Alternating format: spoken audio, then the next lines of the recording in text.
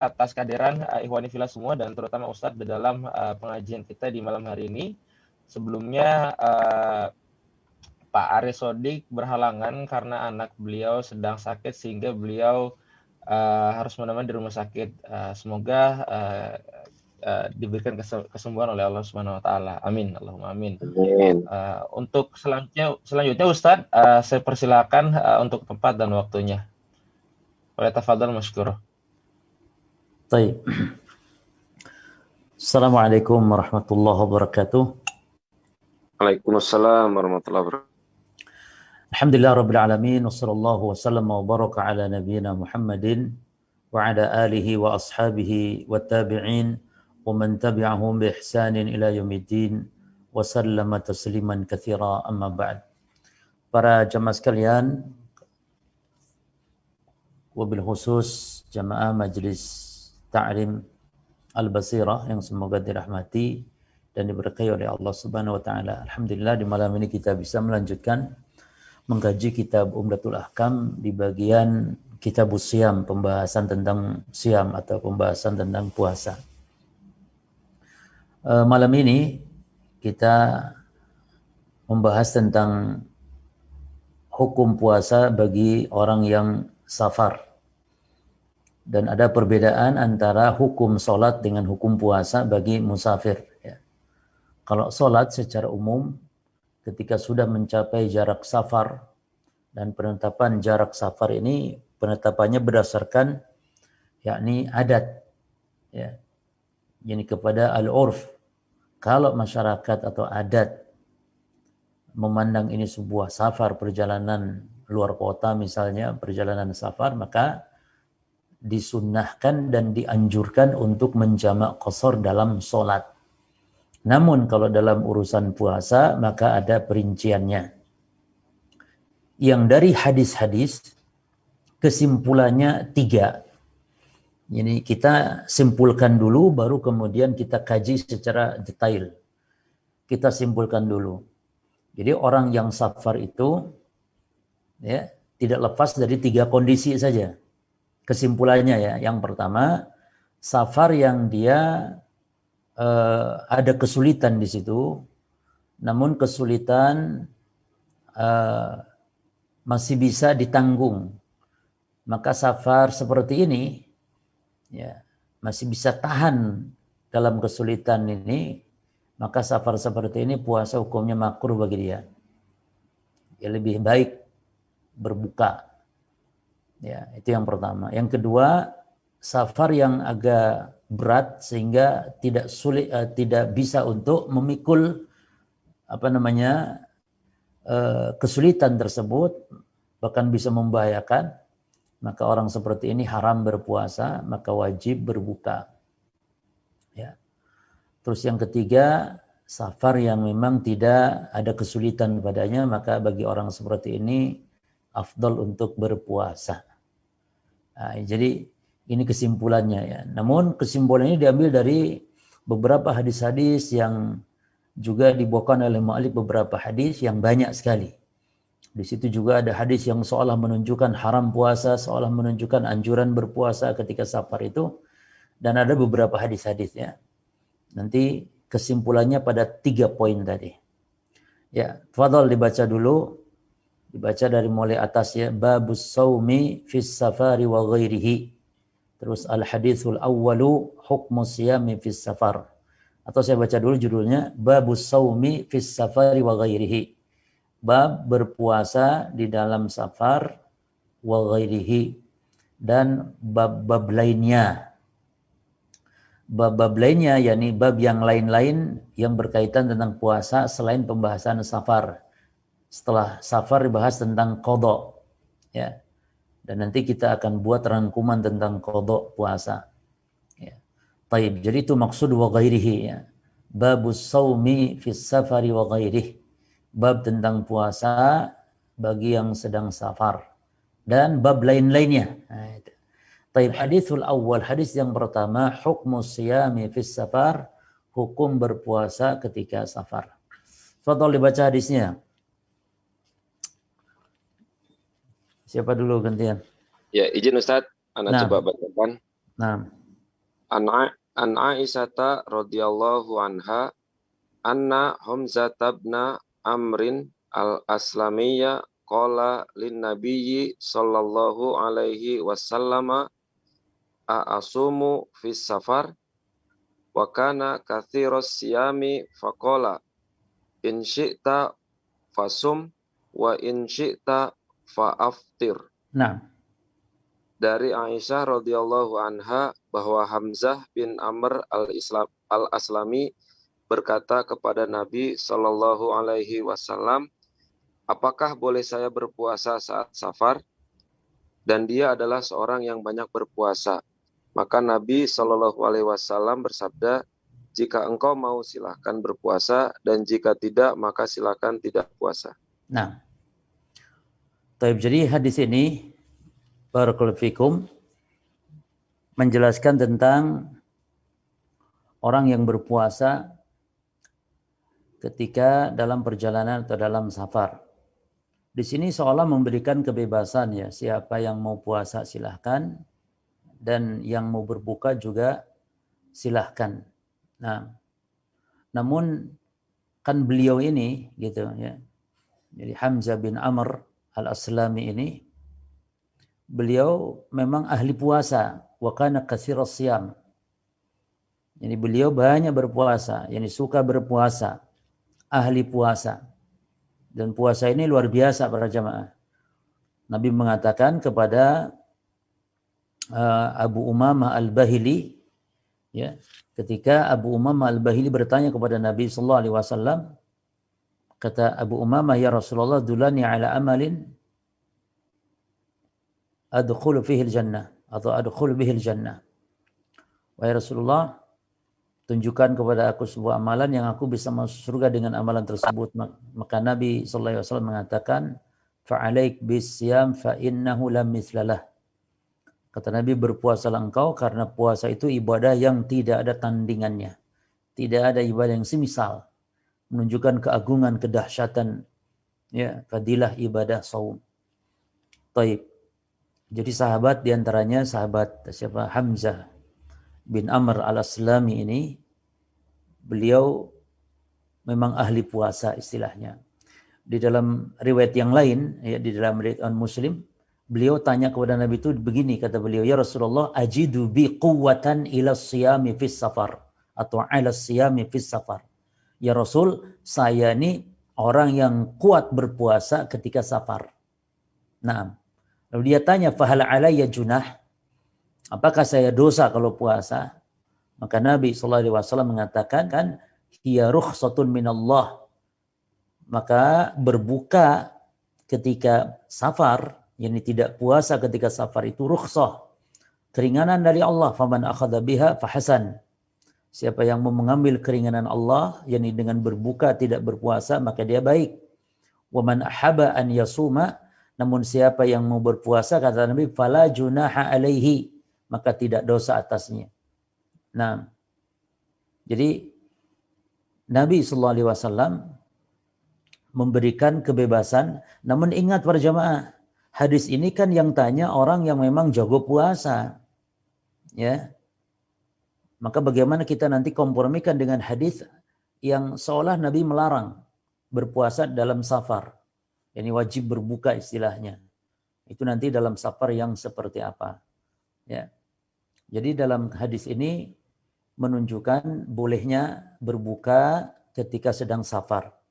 Nah, dan dalam hadis ini menunjukkan semangat para sahabatnya, kedudukan para sahabat yang mereka disebutkan banyak berpuasa.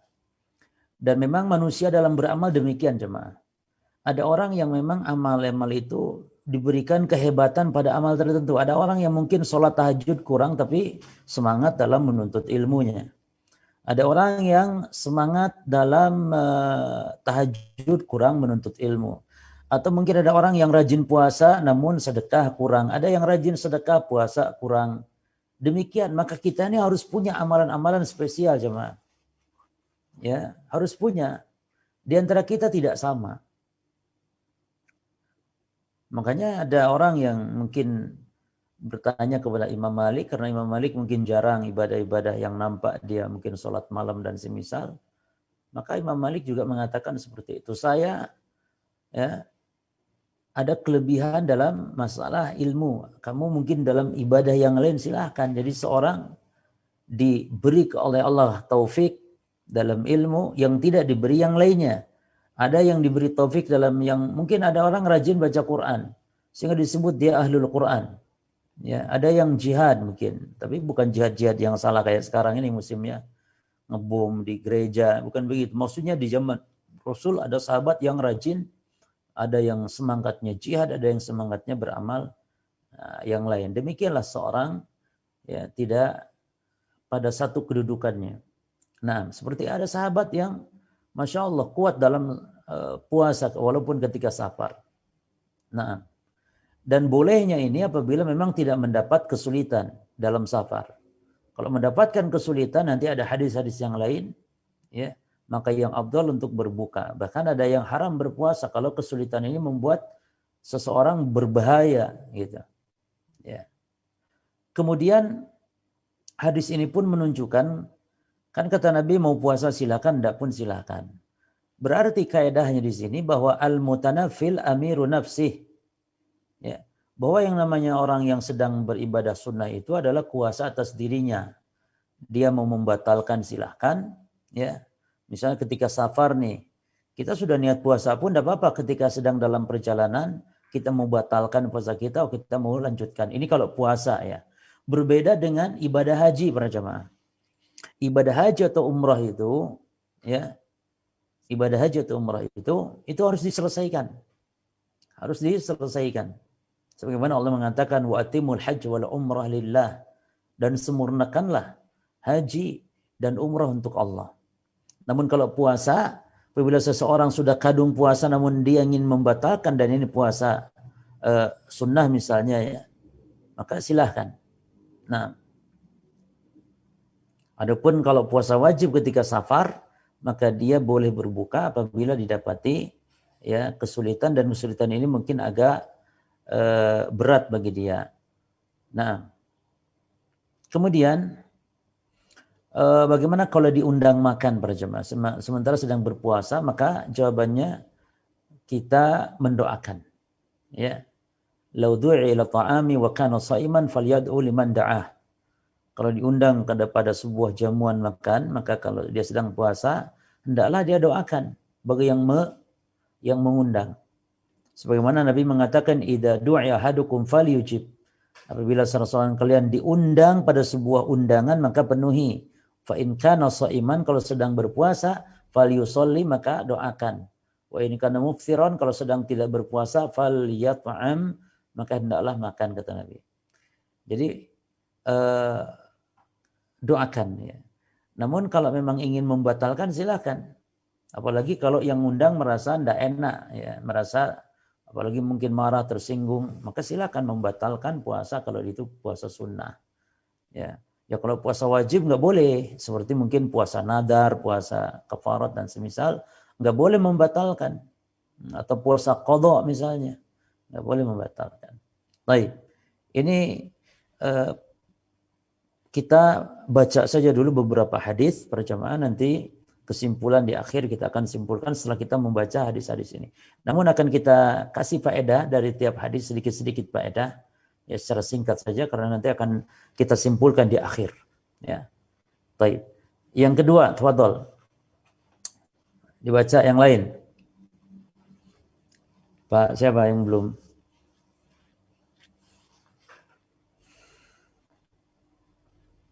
Nah, coba Ustaz. Ya, tafadhol. Pak Supri. Al-hadits tsani hukum saumi Ramadhan wa fitrihi fis safari. Nah. An Anas bin Maliki radhiyallahu anhu. Malikin. An Anas bin Malikin radhiyallahu anhu qala kunna nusafiru ma'an nabiyyi sallallahu alaihi wasallam falam ya'ibus sha'imu alal muftiri walal muftiru 'ala shaimi. Naam, tarjim. Dari Anas bin Malik radhiyallahu anhu, ia berkata, kami pernah bersafar bersama Nabi Shallallahu alaihi wasallam dan yang berpuasa tidak mencela yang berbuka. Tidak pula yang berbuka mencela yang berpuasa. Taib. Al-hadis tsani, hadis yang kedua dari hadis tentang hukum orang yang puasa ketika safar atau hukum puasa di dalam safar dari Anas bin Malik, ya.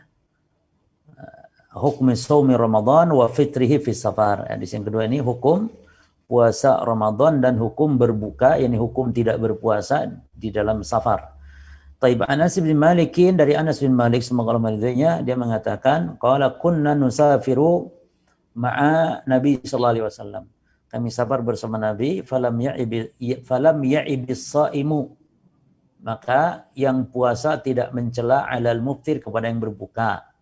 Demikian pula walal muftiru alal shaim, yang berbuka tidak juga mencela kepada yang berpuasa. Ya. Jadi dalam hal ini tidak ada beda ya antara puasa sunnah dan puasa wajib pada jamaah sebenarnya. Mungkin ada orang yang sedang safar berpuasa sunnah, nggak masalah, tidak tercela. Ya, bisa jadi ada orang safar puasa Senin Kamis tidak masalah, jangan dicela. Demikian pula puasa wajib Ramadan. Ya, taib. Kemudian hadis ini juga menunjukkan kelapangan hati para sahabat ya dalam masalah ada perbedaan gitu, yang puasa monggo, yang tidak juga silahkan, ya. Demikian lapang para sahabat dalam masalah khilaf, ya.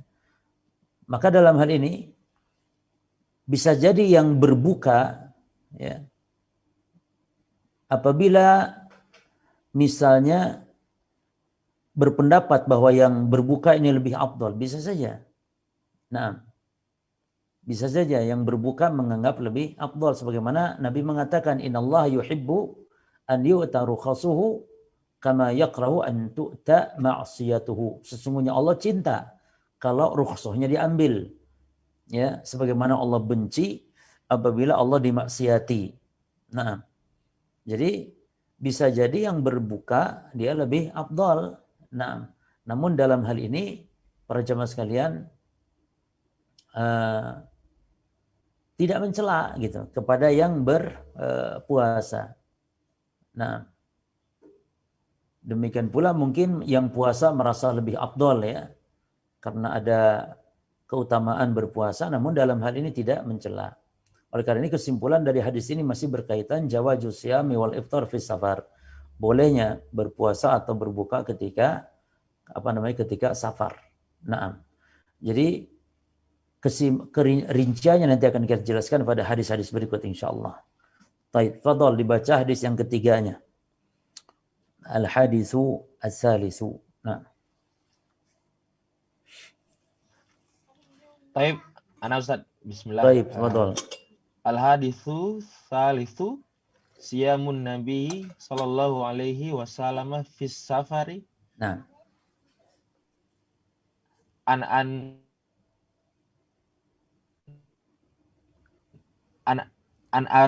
Abi Darda radhiyallahu anhu qol kharajna maha Rasulillahi sallallahu alaihi wasallam sadid hatta in kana ahaduna la yadahu yadahu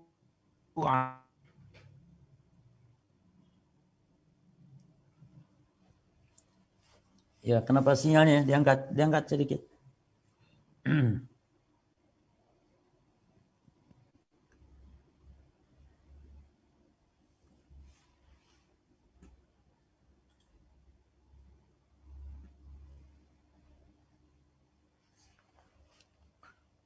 Ya, gimana Pak Windra?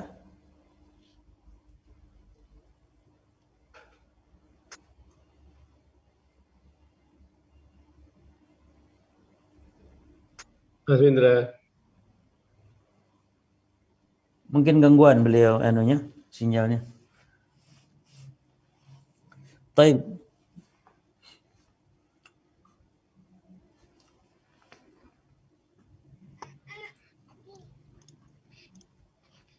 Afwan Ustaz, terputus.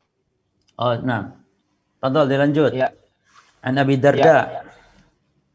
An Abi Darda radhiyallahu anhu qala Harajna maha Rasulillahi sallallahu alaihi wasallam fi sahri Ramadana fi harrin sadid hatta in kana ahaduna la yadahu yadahu ala ra'sihi min siddatil har wa ma fina sha'imun illa Rasulullahi sallallahu alaihi wasallam wa Abdullah bin Rawahah.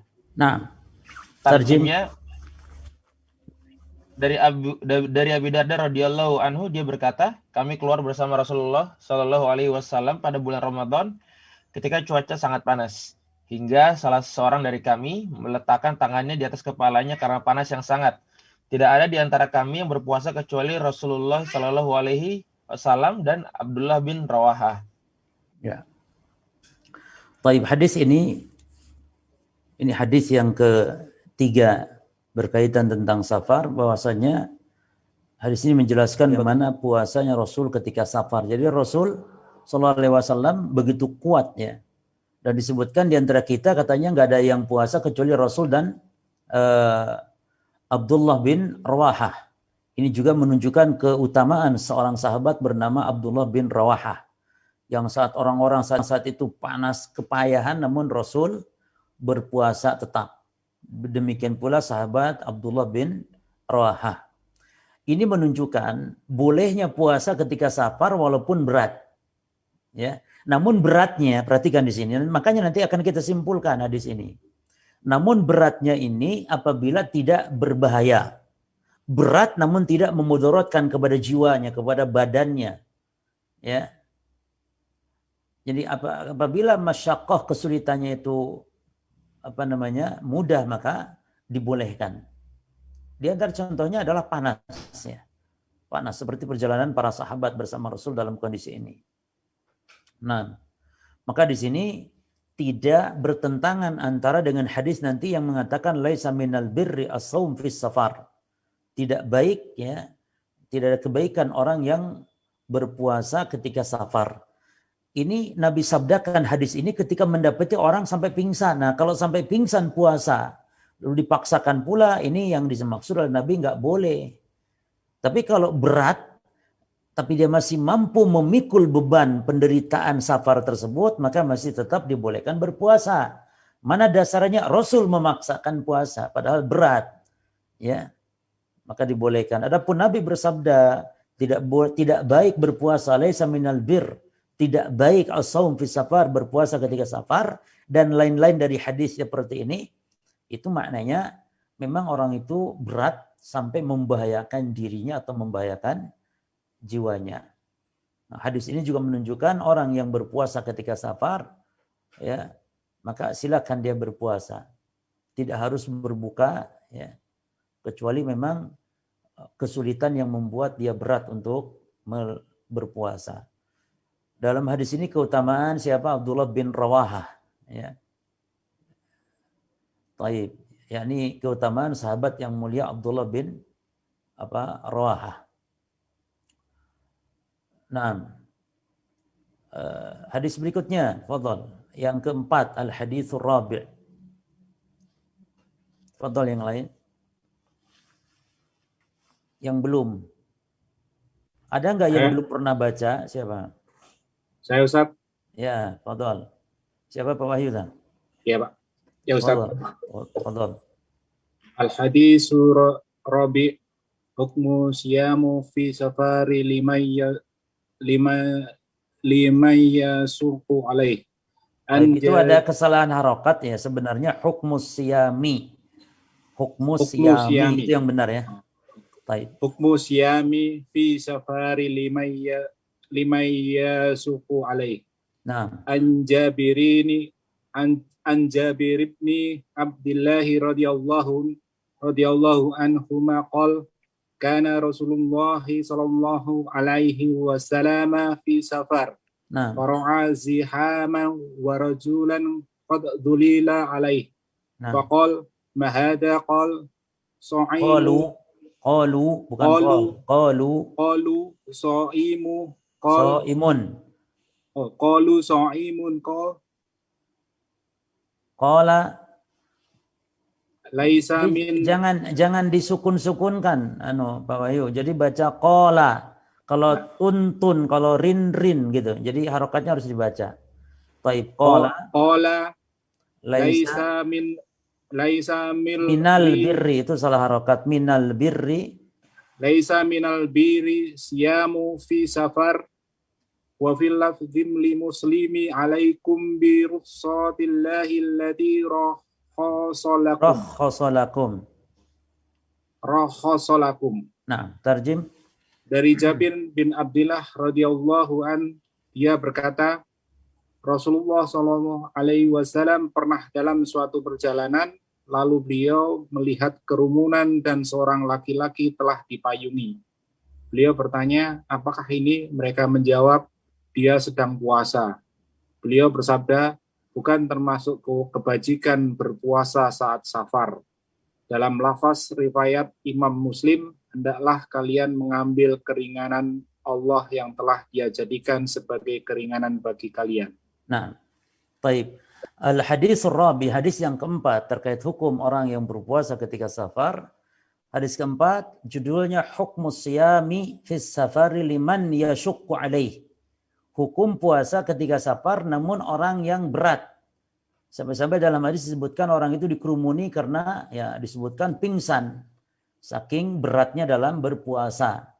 Ya. Lalu Nabi bersabda, laisa minal birri as-siyamu fis safar. Tidak baik berpuasa ketika safar. Dalam hadis Muslim, kata Nabi, ambil rukhsah dari Allah keringanan. Kenapa kalian paksa puasa? Ambil rukhsah dari Allah, allati rakhasalakum, yang Allah telah berikan kalian keringanan. Baik. Hadis ini beberapa faedah yang bisa kita ambil. Boleh berpuasa ketika safar dan boleh juga mengambil rukhsah. Ya. Baik. Dan siam atau puasa ketika safar, ya, itu tidak disebut baik. Nah, tidak baik artinya bagi yang dia kesulitan.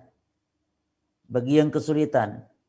Nah, dan ada khilaf ulama dalam masalah ini ya. Sebagian ulama mengatakan tetap walaupun sulit yang afdal puasa sebagaimana Rasul gitu ya. Namun sebagian lagi jumhur mayoritas mengatakan dalam hal ini boleh puasa, boleh tidak. Itu boleh puasa, boleh tidak masalah. Namun dalam hal ini tadi disebutkan bagi yang sulit, berat, ya, apalagi sampai pingsan begitu maka tidak diperbolehkan. Ya, bahkan Nabi mengatakan ambillah rukhsah. Jadi ambil rukhsah hukum yang berarti menjadi wajib. Gitu. Karena kesulitan bagi dia bahkan sampai memudaratkan, sampai pingsan dan yang semisal. Baik. Al-hadisul khamis, hadis yang kelimanya, tafadhal.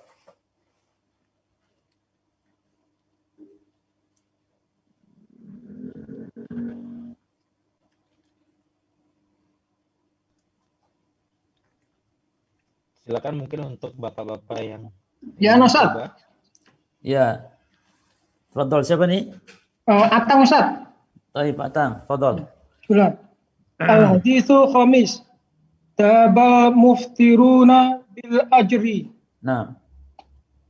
An Anas ibnu Malik radhiyallahu anhu qala kunna ma'an nabiyyi sallallahu alaihi wasallam fi safari faminnas shaim wa minna muftiru qala fanazalna manzilan fi yaumin harin.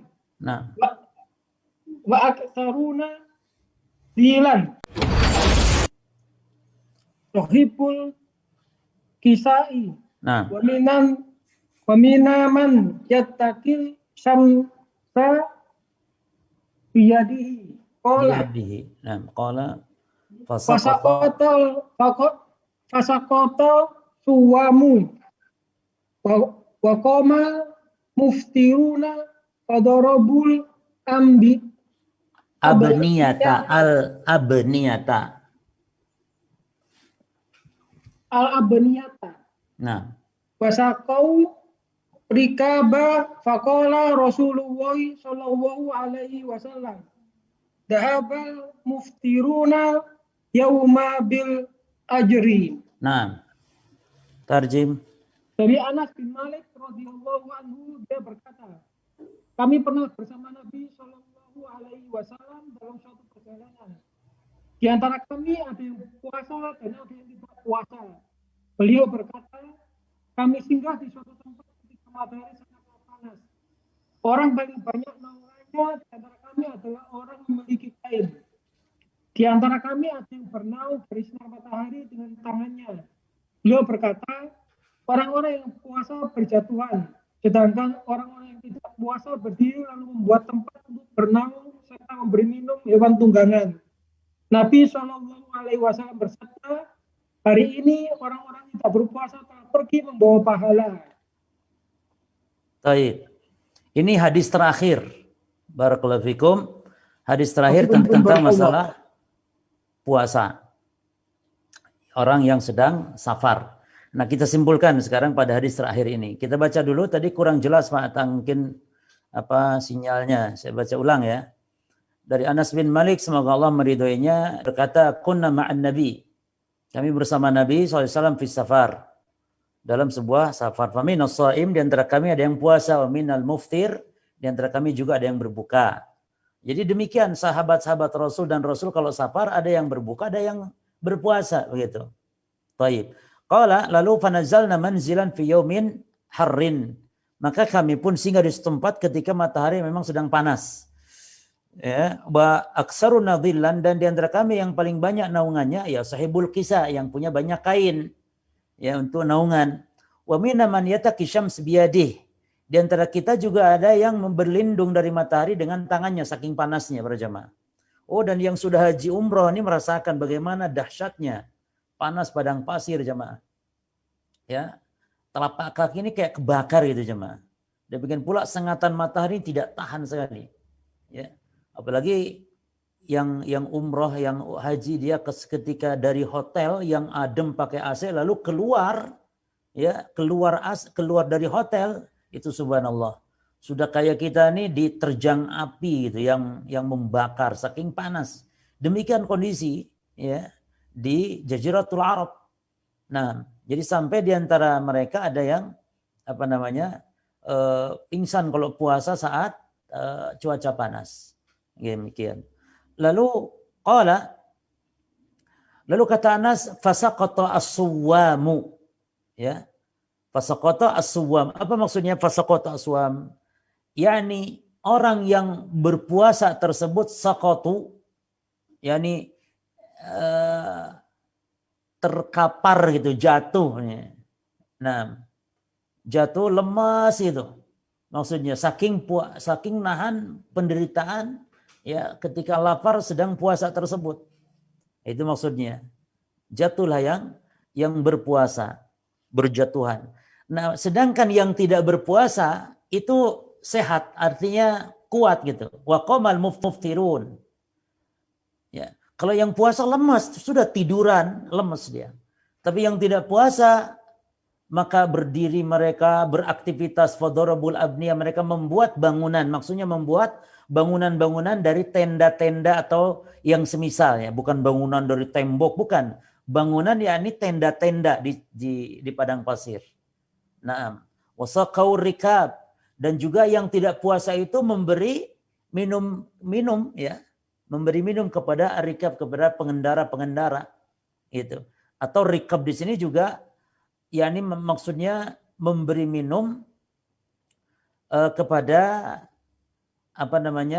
rikab itu hewan-hewan tunggangannya ya, memberi minum.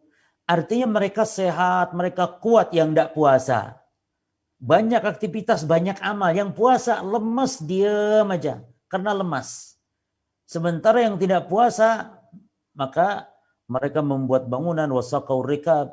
Sehingga Nabi pun mengatakan, kata Nabi, dahabal muftiruna liyawma bil ajr.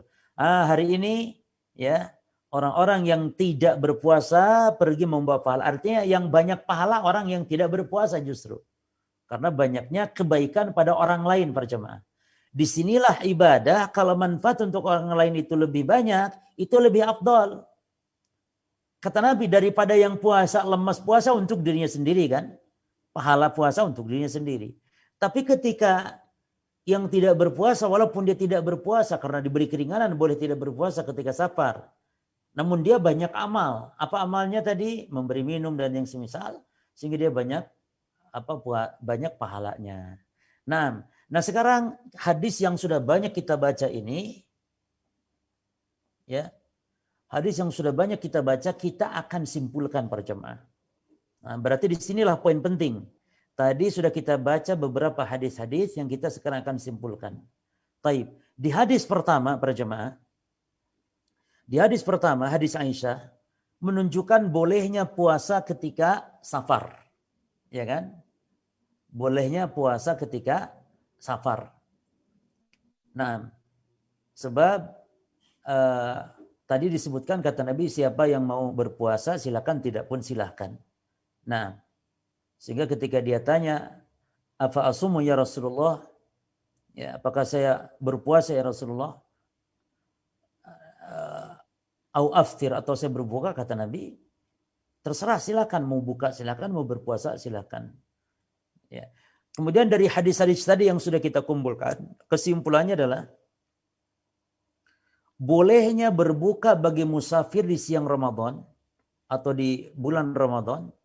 Dan bolehnya ini pertama berdasarkan Quran, yang kedua berdasarkan sunnah, yang ketiga berdasarkan ijma' tentang bolehnya. Bagi orang yang berpuasa boleh berbuka saat safar ketika di bulan Ramadan.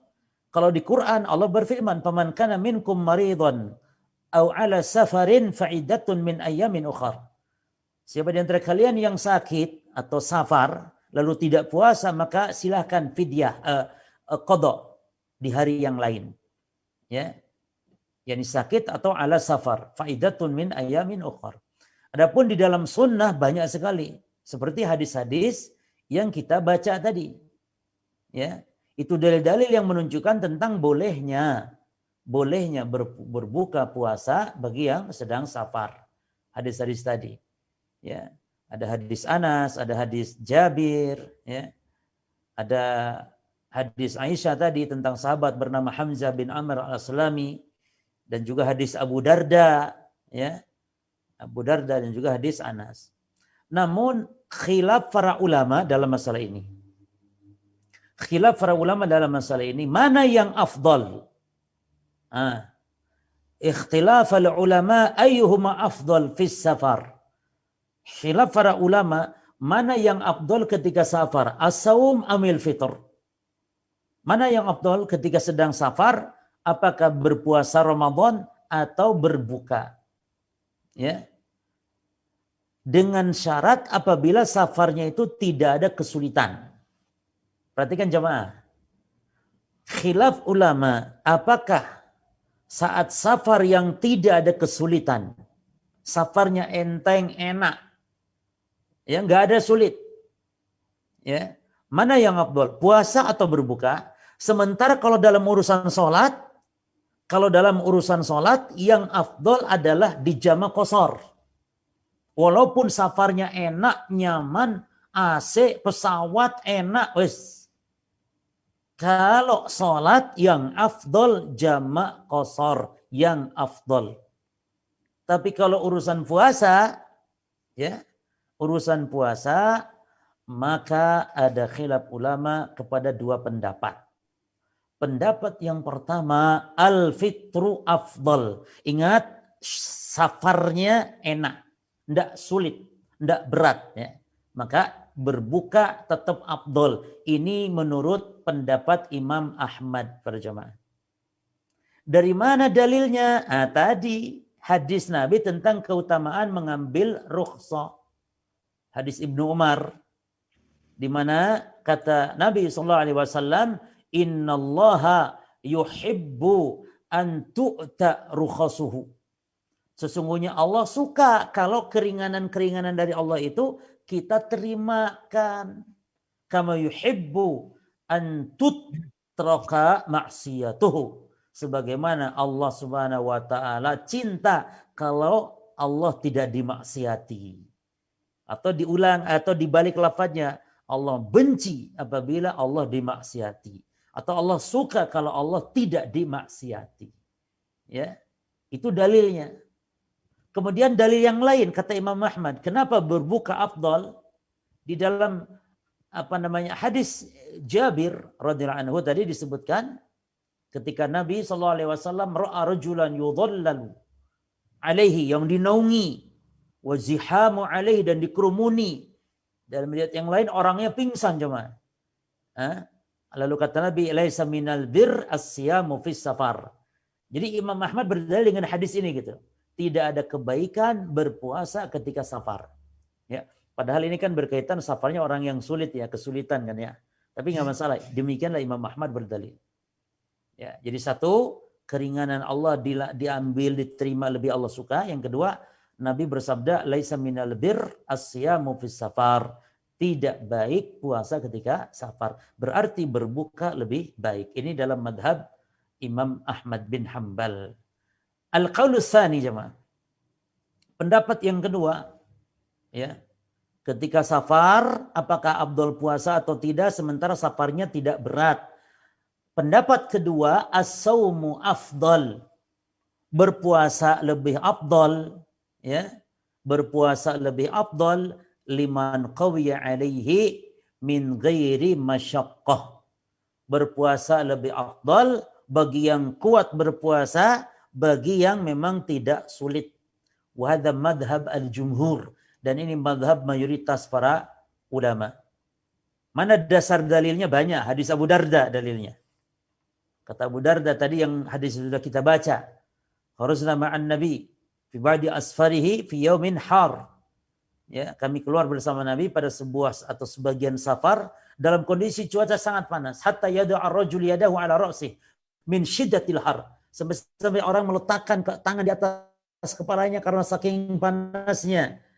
Lalu kata Abu Darda, wa ma fina, dan tidak ada di antara kita shaimun ila makana minan Nabi wa Ibni Rawahah. Tidak ada yang puasa kecuali dua orang saja, Nabi dan sahabat Abdullah bin Rawahah. Ya. Maka hadis ini menunjukkan puasa lebih afdal karena ini praktek Nabi, perbuatan Nabi dan perbuatan sahabat Ibnu Abdullah bin Rawahah. Alasan kedua, ini perbuatan Nabi. Alasan ketiga, kenapa puasa lebih afdal? Alasannya asra' fi ibra'idz zimmah. Lebih cepat untuk menghilangkan tanggungan. Ya kan? Sebab kalau batal puasa, artinya kalau berbuka saat safar, walaupun memang boleh, tapi kan kita punya utang. Namanya utang berarti kita punya tanggungan. Lah kalau puasa mana berarti kita ini asra lebih cepat fi ibra'idz zimmah, untuk menghilangkan, melepaskan tanggungan. Itu alasan ketiga. Alasan keempat, ashal 'alal mukallaf. Berpuasa saat Ramadan ini lebih enteng, lebih ringan para jemaah daripada qadha.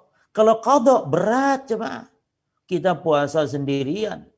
Anak istri kita misalnya lagi pada makan, kita sendirian puasa. Berat. Beda dengan Ramadan. Ramadan kan semua orang pada puasa. Kalau penderitaan jemaah, penderitaan ditanggung bersama kan terasa ringan. Ya, ibarat kalau ada gempa lah, atau kalau ada banjir, ya misalnya ada musibah, tapi yang rusak cuma sendirian saja dia rumahnya misalnya, yang lain kok enggak. Itu kan terasa berat sekali. Tapi kalau runtuh semuanya istilahnya kan agak ringan musibah seperti itu. Demikian pula puasa. Kalau kita berpuasa di bulan Ramadan enteng rasanya dibandingkan kita berpuasa di luar Ramadan mengqadha. Maka alasan berpuasa lebih afdal dia karena ashal 'alal mukallaf. Lebih ringan enteng terasa bagi hamba dalam berpuasa. Yang kelima, keutamanya apa? Kalau berpuasa di safar lebih afdal karena yudrikuz zamanal fadil wa huwa Ramadan.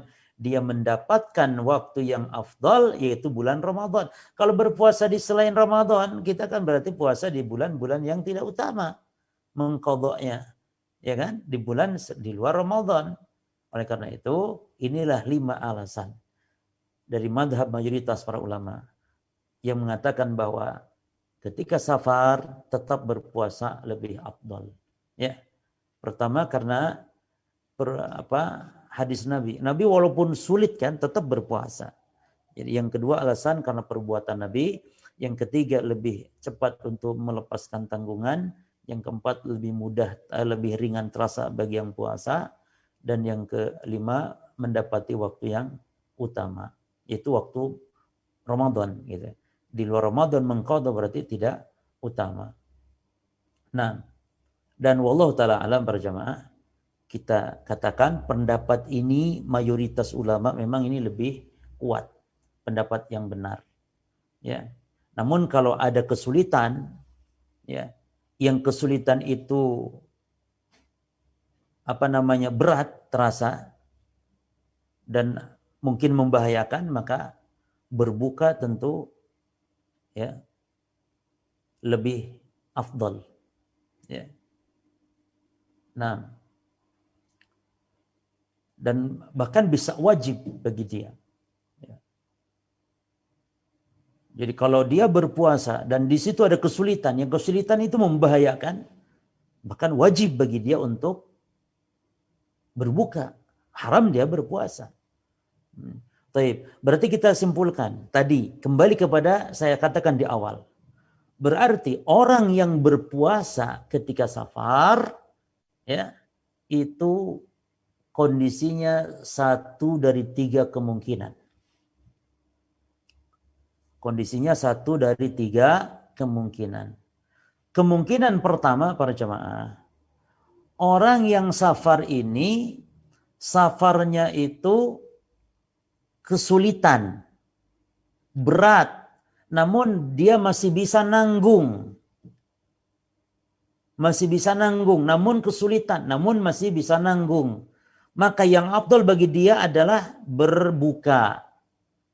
Yang afdal ya. Jadi puasanya makruh dia. Tapi itu kan Nabi, ya Nabi itu kan memang lain. Sementara buktinya banyak para sahabat, mereka berbuka walaupun Nabi berpuasa. Tapi kan banyak sahabat-sahabat lain kan berbuka. Bayangkan yang puasa cuma 2 orang dari sahabat-sahabat saat itu yang safar. Berarti menunjukkan kalau ini kesulitan, namun kesulitannya mungkin bisa ditanggung, ya, masih bisa menanggung kesulitan tersebut, maka afdal berbuka dan puasanya makruh. Jelas? Ini yang pertama. Yang kedua kondisinya, apabila kesulitan itu betul-betul berat, tidak bisa menanggungnya, maka wajib berbuka dan haram berpuasa. In kana yashuku alaihi masyaqata ghairi muhtamilah. Kalau dia sulit berat dan kesulitannya tidak bisa menanggung, fahada yajibu alaihi al-fitru, maka wajib baginya berbuka, yuhramu shaumuhu, diharamkan berpuasa. Jelas? Al-halah tsalisah, kondisi ketiga bagaimana apabila tidak ada kesulitan, maka yang afdal berpuasa. Sebagaimana alasan tadi. Apabila tidak ada kesulitan, ya. Ini madhab mayoritas ini. Juga berdasarkan hadis hadis Jabir, ya, radhiyallahu anhu. Dalam hadis Jabir yang tidak ada di situ, tidak ada tadi kita baca tidak, tapi ini dalam hadis yang lain, ya. Jabir menceritakan anna Rasulullah SAW kharaja amal fath. Nabi keluar safar pada waktu penaklukan kota Mekah di bulan Ramadan. Lalu beliau berpuasa pada jemaah. Ya. Nah, hatta balagha Qura al-Ghamim, ketika sampai di sebuah tempat namanya Qura al-Ghamim, fasaman nas, orang-orang pada berpuasa pada jemaah. Summa da'a biqadahin. Ini melihat orang-orang pada tetap berpuasa, nggak mau berbuka, Nabi minta 1 gelas air, ya, 1 gelas air. Farafa'ahu, lalu Nabi angkat di hadapan manusia. Nabi ingin menunjukkan bahwa aku ini tidak puasa. Kalian kenapa puasa? Berat ini, berbuka saja. Nabi angkat sengaja hatta nadharan nasu ilaih. Sampai orang semua melihat ke arah Nabi. Nabi mau ngapain itu? Buat minuman. Summa syarib, lalu Nabi minum sallallahu alaihi wasallam. Ya. Faqila lahu ba'da dzalik, Lalu setelah itu Nabi bersabda, ya, atau dikatakan kepada Nabi setelah Nabi minum, ya, dikatakan kepada Nabi, ya Rasulullah, inna ba'dhan nas qad shama, ya Rasul, orang-orang tetap puasa ya Rasul. Tetap puasa. Ya, padahal Rasul minum kan. Maksudnya Nabi memberi contoh, sudah pada buka saja. Tapi Rasul tetap puasa. Orang-orang tetap puasa. Orang-orang tetap puasa, sahabat saat itu. Nabi berbuka, sengaja Nabi perlihatkan. Lalu ketika dikatakan kepada Nabi, ya Rasul, mereka tetap puasa. Apa kata Nabi? Ulaikal usatu, ulaikal usatu. Mereka memang dasar batu, kata Nabi. Yani keras, mereka keras, ngotot puasa tetap. Ya. Nah, hadis ini para jemaah sebagai dalil, ya, bahwasannya orang yang safar namun kesulitan, tergantung kesulitannya. Kalau kesulitannya ringan, tapi dia mampu sebenarnya dengan kesulitan, maka afdol dia puasa, afdol dia berbuka. Kalau kesulitan, ya, kalau tidak sulit afdol puasa. Ini ada kesulitan, maka kesulitannya ada dua jemaah. Kalau kesulitannya bisa nanggung, afdol saja dia berbuka. Tapi kalau kesulitannya berat sehingga membahayakan, maka haram dia berpuasa, wajib dia berbuka. Demikian tadi kesimpulan dari pembahasan kita para jemaah. Jelas ya? Baik. Selesai sudah tentang masalah ini, tinggal kita masuk kepada berkaitan khilaf para ulama dalam hal, ya, urusan safar yang lain-lain dari tambahan pembahasan. Yang pertama jemaah terkait orang yang niat puasa dan dia mukim. Berarti dia puasa mukim. Lalu tiba-tiba mungkin safar di tengah, yakni puasa ini. Mungkin dia waktu siang safar. Mungkin ada mendadak urusan ya jemaah ya. Dia sedang puasa itu. Tiba-tiba siangnya, dan dia niatnya memang tidak niat safar, puasa dia. Namun di tengah-tengah waktu siang hari mungkin dia harus safar, ada tugas. Nah, maka di sini khilaf ulama. Apakah boleh dia untuk berbuka saat safar tersebut? Karena dia kan dari pagi niat puasa dan dia niat tadi puasa niat mukim. Sekarang dia tiba-tiba di tengah hari kok ada safar. Nah, khilaf para ulama. Fahallahul fitru fi dzalika nahar am la? Apakah dia boleh di waktu siang itu untuk berbuka atau tidak? Maka ada dua pendapat ulama. Pendapat pertama mengatakan tidak boleh. Harus dia sempurnakan puasa walaupun safar. Karena tadi dia salah sendiri di pagi kan niatnya mukim, puasa. Dan yang kedua, dan ini pendapat yang kuat berdasarkan hadis Jabir ya. Silahkan di tengah-tengah hari tadi ya kan Rasulnya juga paginya puasa aja mah. Cuma di tengah hari ya Nabi batalkan gitu di tengah perjalanan. Nah, berdasarkan dari situ pendapat yang kuat, orang yang tadinya mukim niat puasa tiba-tiba safar di tengah hari, maka boleh membatalkan puasa sebagaimana musafir karena Nabi melakukan hal tersebut. Ya. Baik, itu permasalahan yang pertama. Permasalahan kedua, ada khilaf ulama para jamaah tentang kalau dia niat safar. Namun masih di rumah, misalnya berangkat pagi hari Ramadan jemaah ya. Mau safar pagi hari Ramadan. Dia masih di rumah jemaah. Belum berangkat. Nah pertanyaannya, boleh enggak dia masih di rumah sudah makan? Belum safar, belum. Nah di sini ada khilaf. Ya, termasuk masalah sholat pun ada khilaf. Boleh enggak orang musafir, orang yang mau safar ya, masih di rumah, dia sudah jamak qashar sholatnya gitu. Hanya khilaf ulama, termasuk masalah puasa pun khilaf ulama dalam masalah ini. Maka ada dua pendapat tetap. Pendapat yang kuat, wallahu ta'ala alam ya para jemaah, pendapat yang kuat, tidak boleh berbuka di rumah, kecuali kalau sudah meninggalkan ya rumah yang paling akhir. Termasuk juga masalah sholat. Tidak boleh jamak qashar kecuali kalau kita sudah meninggalkan kampung kita. Meninggalkan kampung kita. Yani meninggalkan rumah yang paling akhir. Ya, intinya kalau kita mungkin batas kota lah, sudah kita tinggalkan. Ya. Misalnya jenengan yang di Gresik ya atau yang di Surabaya nih, kalau sudah meninggalkan kampung batas kota di situ, ya sudah boleh di situ makan berbuka. Jadi jangan masih di rumah sudah makan gitu loh jemaah. Ini pendapat pertama. Ya. Dan ini disebutkan oleh Imam Ibnu Qudamah dalam masalah ini. Apa alasannya jemaah? Alasannya dia kan mukim. Belum safar walaupun niat mau safar, ya kan? Masih mukim tuh tidak boleh berbuka. Itu sama dengan orang yang batalkan puasa.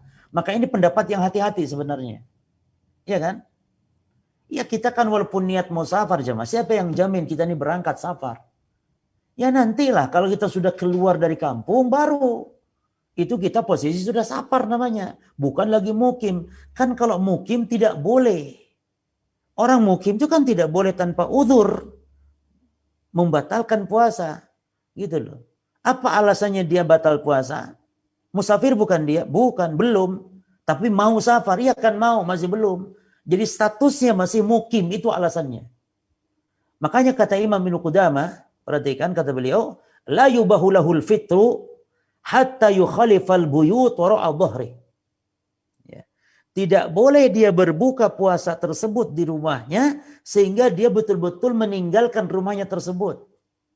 Ya.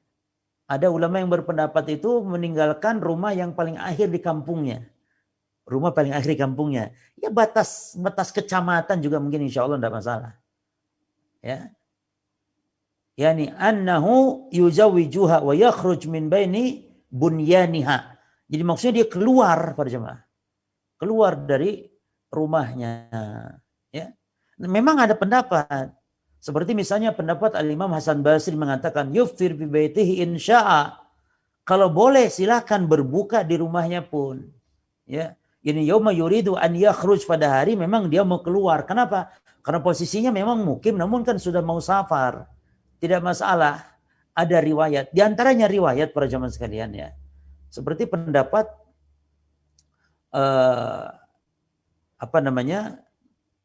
Imam Al-Hasan Basri ini ada riwayat-riwayat di antaranya Anas bin Malik radhiyallahu anhu. Anas bin Malik. Ya, Muhammad bin Ka'ab mengatakan, "Ataitu Anas bin Malik fi Ramadan." Aku memberikan kepada Anas bin Malik pada bulan Ramadan wa yuridu safara, saat dia mau safar saat itu. Wa qad ruhilat lahu ruhilatuh. Dan sudah disiapkan kendaraan Anas bin Malik tersebut. Wa labisa siyabas safar. Anas pun sudah pakai baju safar. Lalu fada'a bi ta'amin fa akala. Lalu dia minta makanan, lalu Anas bin Malik makan. Belum safar, belum. Tapi memang sudah disiapkan ya tasnya segala macamnya, kendaraan, baju safar sudah dia pakai. Lalu Muhammad bin Ka'ab bertanya kepada Anas bin Malik radhiyallahu anhu. Faqultu lahu sunnah? Apakah engkau makan seperti ini sebelum berangkat safar? Itu sunnah? Faqal kata Anas sunnatun summa raqiba. Dia sunnah katanya, lalu dia berangkat. Nah, para jamaah sekalian, hadis ini dan juga hadis-hadis yang lain ada ya. Ini menunjukkan sebagian ulama berpendapat boleh katanya makan di rumah, membatalkan di rumah sebelum berangkat safar asal memang betul-betul niat dia mau safar. Namun Imam Ibnu Qudamah membantah. Kata Imam Ibnu Qudamah, kita punya dalil surat Al-Baqarah 185. Artinya apa? Artinya Allah berfirman, "Man syahida minkum syahra falyasumhu." Siapa yang di antara kalian menyaksikan hilal Ramadan maka berpuasa. Yani kalau orang di dalam bulan puasa Ramadan wajib puasa. Sementara dia kan mukim. Ya. Mukim, belum dianggap musafir, maka tidak boleh. Ya. Demikian pula kata Imam Qudamah wala yaksuru salah. Demikian pula tidak boleh mengqasar salat. Ya. Adapun Anas bin Malik, ya, maka diberikan kepada pemahaman ya. Hadis Anas bin Malik tadi, Anas itu dikatakan oleh Imam Qudamah bisa saja dibawa kepada pemahaman Anas itu ya bisa saja dia sudah keluar gitu loh dari dari rumahnya gitu loh. Dari rumahnya sudah berangkat safar gitu. Sudah melampaui rumah-rumah di tempat tersebut di kampungnya. Begitu sehingga Muhammad bin Ka'ab tadi membawakan kepadanya di rumahnya atau tempat singgahnya tersebut, yakni di luar kampungnya. Dibawa ke pemahaman seperti itu. Taib. Dan ini para jamaah, wallahu ta'ala alam, khilafiyah. Kita harus lapang dada dalam masalah ini. Namun yang lebih hati-hati tentu pendapat seperti yang dikatakan tidak diperbolehkan berbuka bagi yang niat safar sementara dia masih di rumah. Dan pernah Syekh Muhammad bin Shalih Al-Utsaimin juga ditanya tentang orang yang niat safar lalu berbuka di rumahnya. Lalu dia berangkat safar. Ditanya Syekh bin Utsaimin, apakah dia ada kafarat? Kata Syekh bin Utsaimin, haramun alaihi an yufthira wa huwa fi baitihi. Kata Syekh bin Utsaimin, haram dia berbuka puasa sementara dia di rumahnya walaupun niat mau safar. Lakin law aftara qabla mughadaratihi, ya. Namun kalau memang dia telah makan, telah berbuka sebelum dia berangkat dari rumahnya, fa alaihi al-qada'u faqat, maka dia cukup qada' saja. Kata Syekh Ibnu Utsaimin rahimallahu taala. Ya. Jadi ada dua pendapat jemaah ya pada masalah ini, namun yang rajih adalah pendapat yang mengatakan demikian. Taib, masih ada faedah para jemaah. Saya minta waktu sedikit lagi. Taib. Itu terkait seorang musafir kalau sudah nyampe di kampungnya, ya, musafir idza qadima baladahu, ya, mufsiran, seorang musafir apabila telah sampai di kampungnya lalu dia berbuka waktu safarnya, maka apakah dia nyampe di kampung di rumah tersebut harus melanjutkan puasa sisanya, ya, atau boleh berbuka?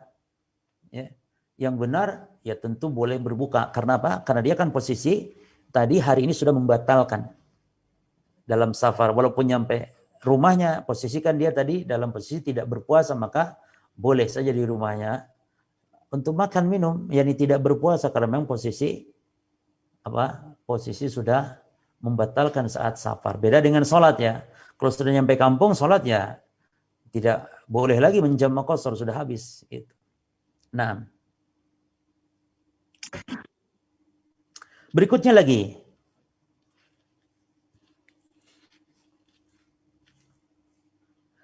apabila musafir nyampe rumah, musafir namun dia posisi berpuasa, ya, posisi berpuasa, maka musafir tadi tidak boleh membatalkan dengan alasan musafir. Kenapa? Karena dia sudah sampai rumah.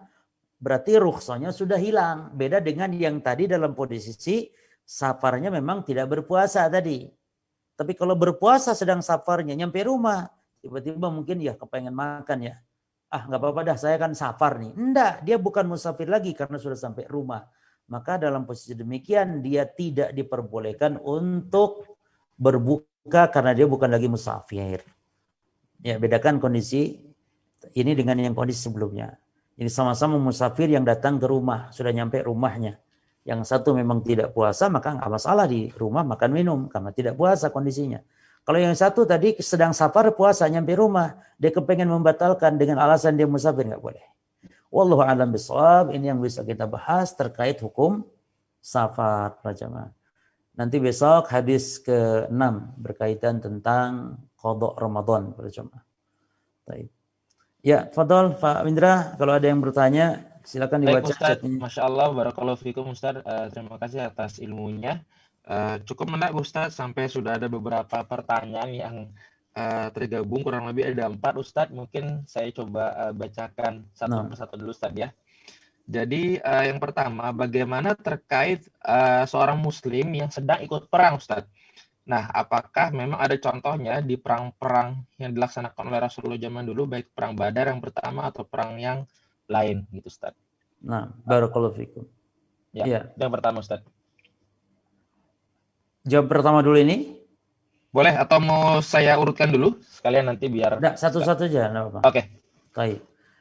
Berperang bukan merupakan rukhsah, kecuali kalau perang itu pada posisi safar. Maka yang menjadi rukhsah adalah safarnya. Adapun perang tidak. Ya. Berbeda dengan sholat. Kalau sholat ada keringanan ketika perang, yaitu ketika takut, ya, karena posisi perang itu takut dengan musuh sehingga boleh. Adapun alasan takut atau perang tidak ada alasan untuk berbuka puasa kecuali kalau dalam posisi safar. Maka dalam peperangan pun Nabi sama dengan posisi safar, ya. Dan para jamaah sekalian, hadis-hadis tadi tentang safarnya Rasul, ya, itu kan hadis-hadis berkaitan tentang safar peperangan. Karena Rasul tidaklah safar bersama para sahabat kecuali safar apa? Safar peperangan. Tidak ada Rasul safarnya tamasya, jalan-jalan, nggak ada Rasul SAW dengan para sahabatnya demikian. Tapi safarnya Rasul SAW adalah safar peperangan. Ya. Dan hidup Nabi selama masa risalah hidup dengan peperangan dan peperangan, peperangan demi peperangan. Berjihad mereka di jalan Allah. Nah, jadi kesimpulannya rukhsahnya karena safar, bukan karena perang. Nah, barakallahu fikum. Baik, barakallahu. Yang kedua? Ya, terima kasih Ustadz. Untuk yang kedua, ini terkait profesi Ustadz. Bagaimana seperti pilot ataupun pelaut di mana memang pekerjaannya dalam sehari ini selalu berputar-putar ya dari beberapa tempat ke tempat yang lain. Dan bagaimana dengan kondisi apabila seseorang itu safar namun PP Ustadz, misalnya dari pagi dia naik kendaraan ke misalnya ke Bandung, terus balik lagi sore itu sudah ke Jakarta. Namun ketika kembali belum sampai waktu azan maghrib, apakah tetap puasa atau tidak? Nah, jadi kita harus pahami dulu kaidah tadi berjemaah. Jadi safar itu masalah buka puasa atau berbukanya puasa dalam safar, jadi tergantung kondisi safarnya. Yang penting kita harus pahami hakikat safar. Safar itu adalah sebuah perjalanan yang dia meninggalkan kampungnya, yang mana jaraknya adalah disesuaikan dengan urf. Nah, jadi walaupun PP tetap saja safar, ya, apabila sudah mencapai urf gitu, karena bukan masalah jaraknya, ya, bukan masalah juga luar atau dalam kotanya. Ada orang mungkin muter-muter bisa berjam-jam dengan jarak safar, tapi dia tidak kemana-mana, dekat rumahnya saja. Misalnya seperti di dalam kota saja, maka dia tidak disebut sebagai musafir, ya. Maka misalnya profesi angkot, supir angkot itu bukan dianggap safar dia, karena dia dalam kota saja. Beda dengan mobil-mobil yang memang antar kota yang dia safar, maka dibolehkan dia untuk berbuka, mengambil rukhsah dengan rincian tadi, ya. Kalau dia tidak sulit, maka lebih afdal berpuasa. Kalau ada kesulitan, namun dia bisa kesulitan itu bisa dia menanggungnya, maka afdal dia untuk berbuka. Kalau ada kesulitan dan berat, maka wajib dia berbuka sebagaimana rincian tadi.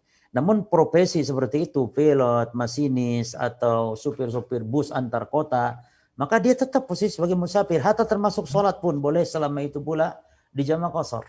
Nah, barakallahu fikum. Fik, barakallahu Ustadz, terima kasih. Di sini ada satu pertanyaan dari YouTube dari Abu Gurzi Channel Ustadz. Ustadz, izin bertanya sedikit di luar tema. Nenek saya qadarullah stroke dan hilang ingatan. Waktu puasa Ramadan besok, apakah bisa digantikan oleh anaknya atau langsung membayar fidyah saja? Jazakallah Ustadz. Diulangi. Nenek nenek beliau terkena stroke dan hilang ingatan. Nah, untuk waktu puasa Ramadan besok, apakah bisa digantikan oleh anaknya atau dibayarkan fidyah, Ustaz? Baik. Orang yang hilang ingatan seperti itu, baik dari pengaruh stroke atau pengaruh dari bawaannya, itu disejarahkan atau diserupakan, dianalogikan dengan orang yang gila, orang yang tidak berakal. Orang yang tidak berakal itu tidak ada qadha, tidak ada kafarat, maka dia dibebaskan oleh Allah Subhanahu wa taala. Ya. Namun tetap orang seperti itu pun diperintah puasa. Namun ketika dia mungkin makan karena lupa, karena hilang ingatan, maka tidak masalah. Jadi diarahkan. Orang gila, orang-orang yang tidak berakal tetap diarahkan untuk ibadah walaupun tidak bermanfaat mungkin dalam arti pahalanya, ya. Cuman tetap diarahkan hal baik seperti itu kalau dia mampu. Kadang-kadang ada yang bisa baca Quran misalnya. Namun terkait puasa, maka orang yang pikun, termasuk pikun, ya, atau termasuk juga yang gila misalnya, maka dia diangkat pena darinya, sebagaimana kata Nabi SAW, rufi al-qalam an salasin, diangkat pena dari 3 golongan manusia, anil majnun hatta yaqil, orang yang gila sampai berakal, wa anis sabi hatta yahtalim, anak kecil sampai dia dewasa, wa anin naimi hatta yastayqir, dan orang yang tidur sampai dia terbangun. Jadi tidak ada qada, tidak ada kafaratnya.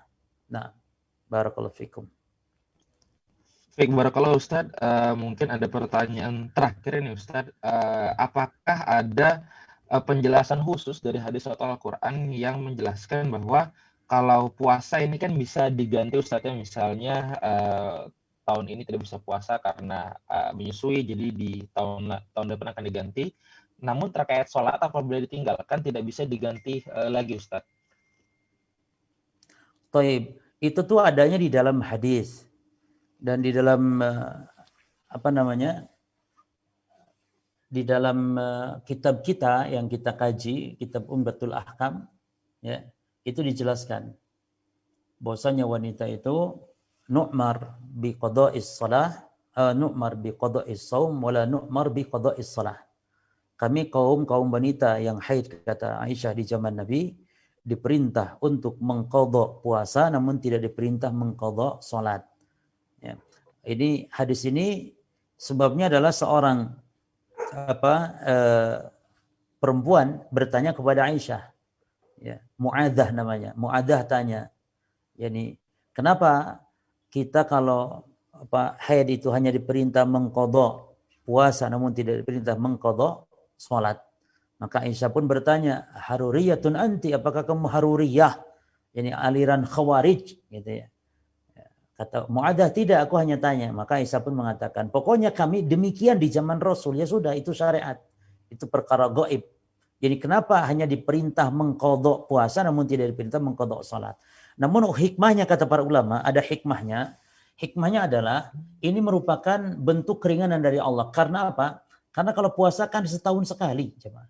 Jadi untuk mengqadha pun ringan gitu. Beda dengan sholat. Kalau sholat kan tiap hari. Jika memberatkan bagi para wanita. Oleh karena itu juga kenapa wanita kalau mandi junub, ya, mandi junub itu rambut yang panjang itu boleh, yang digelung itu boleh tidak disiram. Hanya dituangkan 3 air. Tapi kalau mandi dari haid, bersih dari haid nifas, kenapa harus dibuka tetap? Kenapa dibedakan begini? Hikmahnya karena kesulitan. Karena kalau yang namanya mandi dari bersih haid atau nifas itu kan sebulan sekali, lama, ya. Tapi kalau mandi junub kan sering, ya, artinya wanita junub bisa tiap hari junub. Kalau pengantin baru ya tergantung ritme lah. Kalau pengantin baru kan tiap hari, bahkan sehari bisa beberapa kali kan itu. Kalau pengantin baru, kalau enggak pun ya seminggu 3 kali, jadi agak memberatkan. Jadi intinya ini keringanan dari Allah dan ini perkara gaib. Kenapa dibeda-beda? Sama hanya kenapa sholat subuh 2 rakaat, duhur 4. Padahal subuh itu mantapnya 8 sambil senam pagi sekalian. Seperti itu perkara gaib. Baik, demikian. Barakallahu fikum. Masya Allah Ustadz, saya rasa mungkin cukup Ustadz sampai di sini. Namun terkait tanggapan saya pribadi Ustadz, ya, terkait yang Ustadz sampaikan, beberapa dari ilmu tersebut bahwa memang diutamakan untuk mencari ilmu karena itu lebih benar dibanding kebaikannya, sebagaimana yang disampaikan oleh Rasulullah SAW terkait khawarij Ustadz, ya, yaitu hakikat berlebih-lebihan, dimana kalau dari hadis-hadis sebelumnya memang ketika ada kemudahan memang itu yang ditempuh oleh jalan Nabi Muhammad SAW dibanding bersusah payah, khususnya dalam hal safar atau sampai pingsan tadi. Dan tadi kenapa Aisyah tanya, haruri kamu? Ini kenapa kamu nanya gitu? Kenapa kamu nanya gitu kepada saya? Apakah kamu berpemahaman haruri ini khawarij?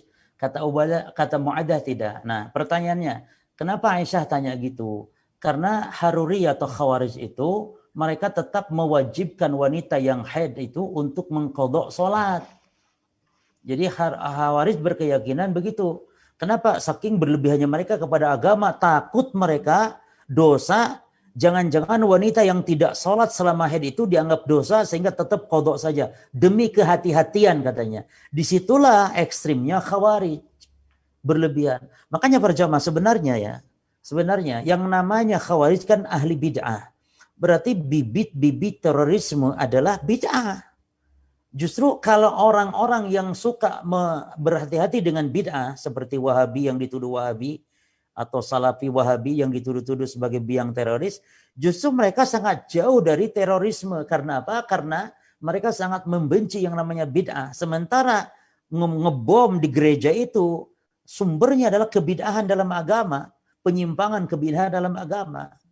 Maka lihat orang-orang seperti itu, rata-rata orang-orang yang memang dari firqah-firqah bid'ah. Ya dari Khawarij. Seperti apa contohnya? Bibit-bibit sebenarnya juga berakibat atau muncul dari suka menjelek-jelekan pemerintah, penguasa, memberontak-berontak, menghalalkan pemberontakan kepada penguasa. Nah, sementara yang dituduh sebagai Wahabi Salaf itu kan sangat anti sekali mulutnya untuk mencaci penguasa. Apalagi jangankan memberontak, demo saja mereka mengharamkan. Maka bagaimana dikatakan Wahabi Salafi sebagai biang atau bibit atau pintu terorisme, aksi pengoboman seperti itu. Ini sangat kontradiksi. Dan yang saya curiga, yang ngomong ini kan sudah kuliah sampai doktor di Saudi Arabia. Dan dia anak sumpah demi Allah, berani bersumpah demi Allah kalau dia tuh paham kondisi bagaimana kehidupan beragama di Saudi. Karena dia bukan sebentar, bukan setahun 2 tahun dia kuliah di situ. Dan tahu betul bagaimana dalamannya ajaran Saudi. Nah, kok bisa mengatakan demikian? Berarti menunjukkan imma kejahilan, imma pura-pura jahil. Nah, demikian ya, barakallahu fikum, ini yang bisa saya sampaikan. Taib, saya kira cukup, tafadhol, kalau ada tambahan nggak ada? Sudah Ustadz, mungkin bisa disimpulkan penutupnya. Ya. Kesimpulannya para jamaah dari pembahasan kita, mu'alif mengumpulkan beberapa hadis terkait safar, yang mana di dalam hadis itu beraneka ragam hukumnya. Di satu sisi membebaskan buka atau puasa. Di satu sisi lain melarang. Di satu sisi lain bahkan Rasul sendiri berpuasa padahal berat, sulit. Nah, dari banyak hadis ini digabungkan sehingga terbitlah 3 kesimpulan ya. Kalau safarnya tidak memberatkan, yang afdal tetap berpuasa. Yang kedua, kalau safarnya berat, sulit namun masih bisa menanggung, maka tetap afdal berbuka. Ya, afdal berbuka, bukan tetap afdal berbuka. Ya, kalau kesulitannya berat dan membahayakan, maka yang dilakukan wajib berbuka dan haram berpuasa karena memudaratkan. Sementara kita dilarang untuk memudaratkan. Ya, demikian saya kembalikan kepada host atau kepada moderator. Sekian dari saya, mudah-mudahan bermanfaat. Subhanakallahumma bihamdika asyhadu an la ilaha illa anta astaghfiruka wa atubu ilaik. Wassalamualaikum warahmatullahi wabarakatuh.